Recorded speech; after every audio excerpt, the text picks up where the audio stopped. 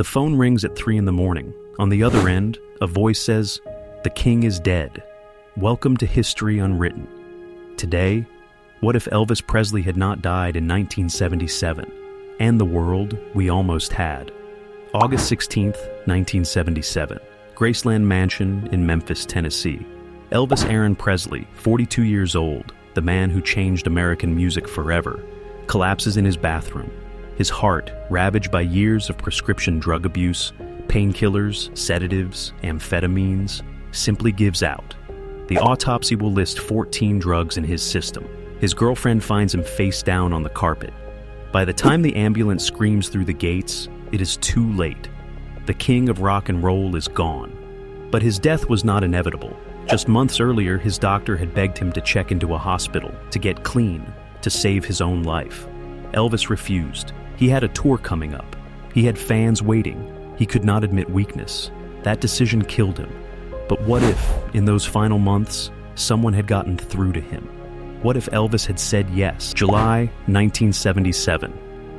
1 month before his death in our timeline. In this world, something shifts.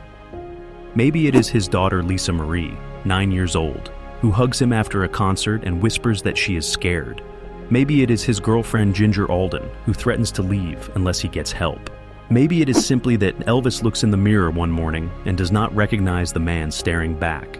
Whatever the reason, he makes a phone call. Within 48 hours, Elvis Presley checks into a private treatment facility outside Los Angeles under a fake name. No press, no cameras. Just a scared man trying to save his own life. The first week is hell. His body, dependent on a cocktail of drugs for over a decade, rebels. He sweats through sheets. He cannot sleep. He vomits. He shakes.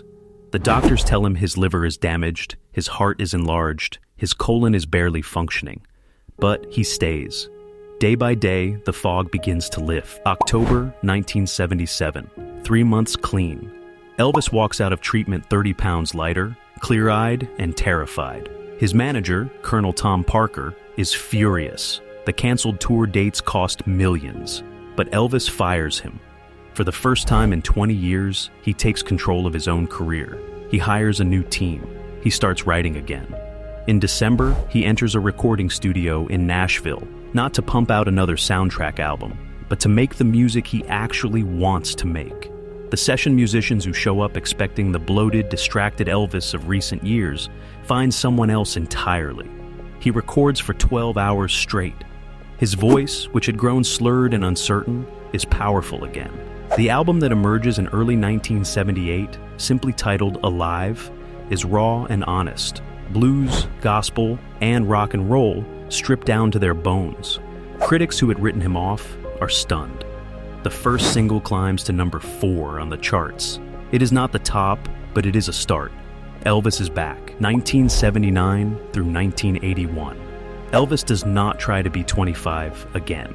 He leans into being a man in his mid-40s who has lived, suffered, and survived. He grows a beard, he wears simple clothes, he collaborates with younger artists, people like Emmylou Harris and Willie Nelson, who respect what he built and push him forward.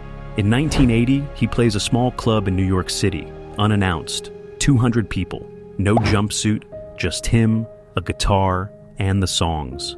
Word spreads. When MTV launches in 1981, Elvis is one of the first major artists to embrace it. His video for a cover of Hurt, decades before Johnny Cash would record it, becomes iconic. A weathered Elvis, gray creeping into his sideburns, singing about regret and redemption. It is not the Elvis of Hound Dog, it is something deeper. His 1982 album goes platinum. He wins a Grammy. He is no longer the king trying to reclaim his throne. He is an artist who evolved. 1985 through 1995. Elvis becomes something American music had rarely seen. A rock and roll elder who stayed relevant. He mentors younger artists. When a young Garth Brooks is starting out, Elvis invites him to Graceland, shares stories, offers advice. He duets with artists across genres. In 1987, he performs at the Rock and Roll Hall of Fame ceremony, a living legend among legends. He records sporadically now, only when he has something to say. His 1990 album, recorded after his divorce, is heartbreaking and mature. He tours less, but still fills arenas when he does. In 1995, at age 60, he plays Glastonbury Festival in England. 100,000 people sing along to Can't Help Falling in Love. He stands there, gray-haired and lined, and weeps. The boy from Tupelo, Mississippi, who changed the world, is still here, still creating, still mattering. The music did not die in 1977. It just grew up. Elvis Presley died at 42 because he could not break free. In our world, his legacy is frozen in 1977, a tragic ending that overshadows everything that came before. The jumpsuits, the Vegas years, the slow decline. That is how we remember the king. But in this other world, he gets a second act. He proves that rock and roll does not have to burn out young. He shows that an artist can stumble, fall, and stand back up. His survival changes the conversation about addiction and recovery in America. Other musicians see that getting help is not career suicide. It is survival. His later work influences everyone, from Bruce Springsteen to newer artists in the 90s. Most importantly, he gets to be a father to Lisa Marie into her adulthood, a grandfather, a man who lived a full life. The music we lost when Elvis died at 42, the albums he never made, the collaborations that never happened, the wisdom he never shared, that is the real tragedy. Not that he died, but that he died so young, so unnecessarily. One phone call, one moment of clarity, that is all it would have taken. If you enjoyed exploring this alternate timeline, give this video a like and subscribe for more scenarios from History Unwritten.